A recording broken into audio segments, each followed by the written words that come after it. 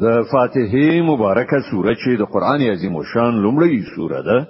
په مکه معظمه کې را نازله شوې ده او مبارک آیاتونه لري تلاوت او پښتو ترجمه یې له لومړي آیت څخه اوري اعوذ بالله من الشیطان الرجیم پناه وړم الله تعالی شړل شوی شیطان څخه بسم الله الرحمن الرحیم د الله په نوم چې ډیر زیات مهربان پوره رحم لرونکی دی الحمد لله رب العالمین ټول سنا ستاینه یوازې الله لره ده چې د ټول کائنات رب دی الرحمن الرحیم ډیر زیات مهربان پوره رحم لرونکی دی مالک یوم الدین د جزا د ورځې مالک دی إياك نعبد وإياك نستعين